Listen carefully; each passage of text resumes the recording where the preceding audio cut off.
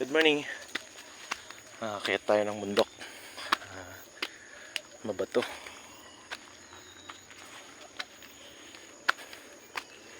Mabato-bato.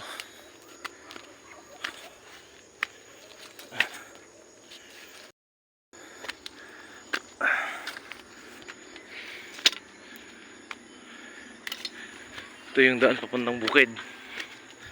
Ako po ay mag-isa na maakyat. Wala pong kasama. Yan po.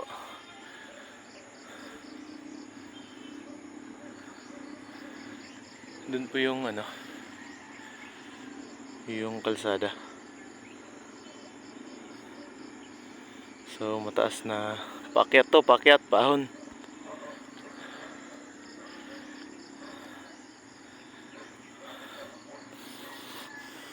Paahon po. Ayan.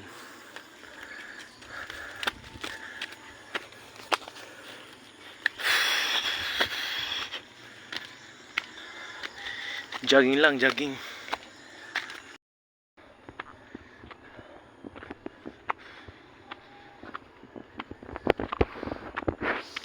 Jogging.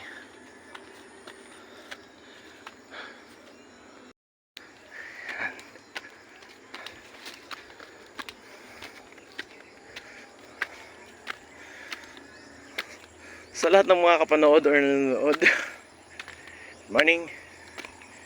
Punta po tayo sa bukid ng aking tiyahin. Tayo tutulong para magtanim ng mga kahoy na namumunga.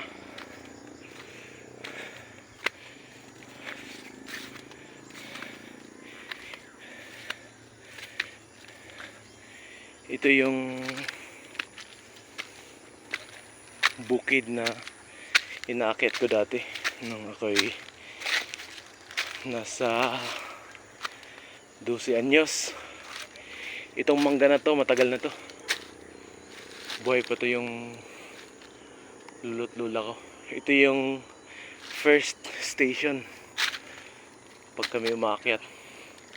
Tinawag first station kasi first and last station. Ito kasi yung una at katapusan na rest.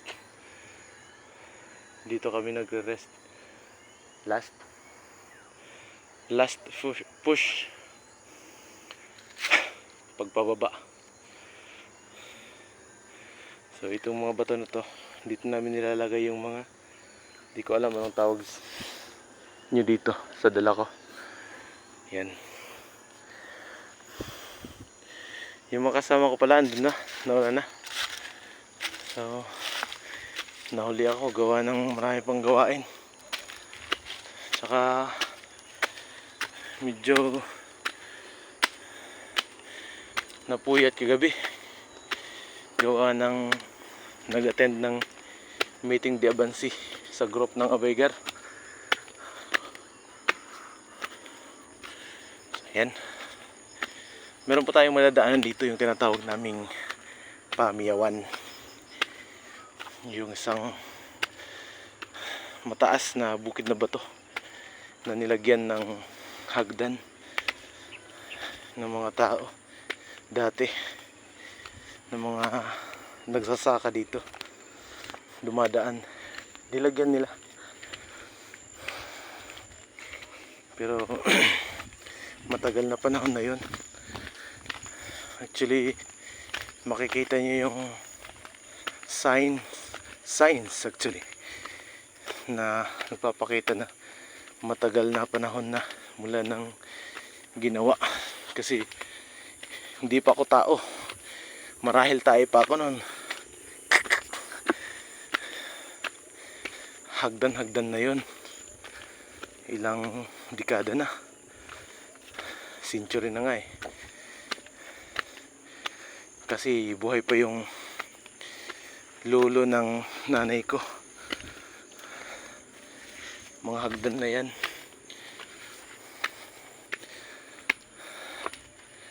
So malapit na po tayo sa sinasabi ko. Mga natural na bato.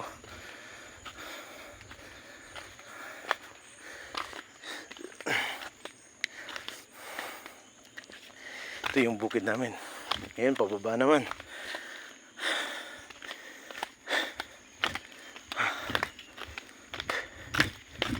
This is it. After dito,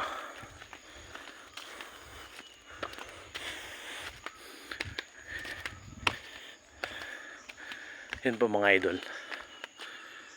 Ito yung buto na yun. Sinasabi ko. Mataas yan.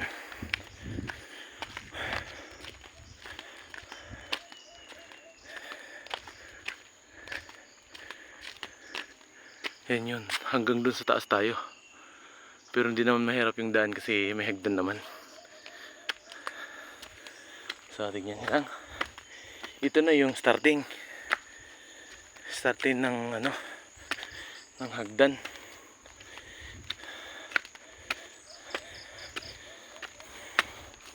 Yung iba mga sira-sira na, nagawa ng sobrang tagal na, tsaka walang nag-aayos kasi kukunti na lang yung nagsasaka dito sa amin. Di katulad dati na unang hanap buhay ng tao dito magsaka.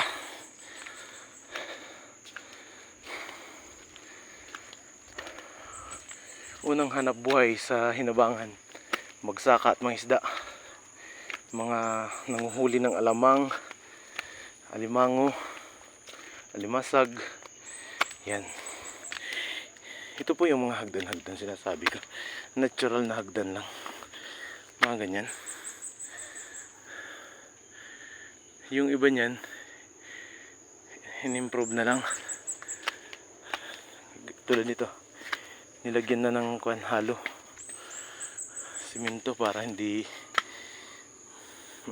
masira. Pero yung iba talaga diyan, tulad nito. Natural 'yan. Hindi yan ginawa ng tao. Natural dito 'yan. Tigas 'yan, tibay. Hanggang doon, hagdan yan. Kahit mataas yan, tatakbuhin natin yan.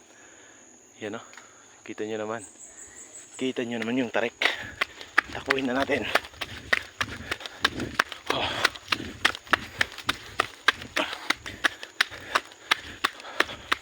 Taas. Kapagod. Pero kailangan natin paglabanan yung pagod para matest yung endurance ng katawan natin. So ito na yun, tuktok. Ganyan kataas mga idol. Matarik yan. Pero akala nyo yun na yung taas na yan? Meron pang itataas yan dito. Nako lang ya. Ayan o. Ilang steps pa yan. Pero yun nga, sanay naman tayo dito. Kaya akyat. Actually wala akong kasamang ibang aakyat ng mga pupunta sa mga sakahan nila. Ako lang. Tingnan nyo. Halos dikit na yung tuhod ko. Isang step oh. Ganyan katarik. Tingnan nyo. Tingnan nyo yung paa ko. Yung unat ko. Oh, nakadikit na. Halos oh. Yan isang indication na talagang sobrang tarik. Yan oh. Pero kakayanin natin yan. Taga-summer tayo eh. Yan. Here. Ito na yung pinaka tuktok. Yan. Doon. Pinakababa niya. Ito yung tuktok. Yan. Salamat pala sa sa mga barangay official na gumawa nito. Thank you. Matagal na panahon na to. Titignan nyo yung mga tubo, mga sirana. Hindi ko na yan oh. Mga sirana gawa ng ilang dekada na yan. Yan oh. Sirana oh. Yan pa yung inaakyat ni Itay nang nasa 70 years old na siya. Umakyat pa yan dito. Kaya sabi ko mas maganda talaga yung tao pag kahit matanda na may exercise pa rin sa akyat. Ay, namatay si Itay sa edad na 90 years old kasi may exercise yun eh. Kung hindi nga lang namin pinigilan na umakyat ng bundok, baka mas tumagal pa ang life niya. Kasi nakakaawa naman kasi umaakyat walang kasama. Ang sabi ko naman, huwag siyang umakyat pag walang kasama. Panay akyat kahit walang kasama, walang tubig na dala kasi bigat. Gusto lang naman niyang papawis, puntahan niya mga lupa niya sa taas, sa bundok. Kaso hindi na talaga kailangan, hindi na kinakaya katawan. Okay, this is it. Ito na po. Ito na po. Ganito lang naman kalapit. Actually, ilang minuto lang yung lakad ko. Mas malayo yung talagang lupa ni Itay. Mas malayo yun. Nasa 7 kilometers siguro or 8. Nasa 1 oras yung lakaran dun. Pero ito, malapit lang. Yan. So, dito na po tayo. Dito na tayo. So, I wanna say goodbye. Thank you for watching, guys. Love, loves.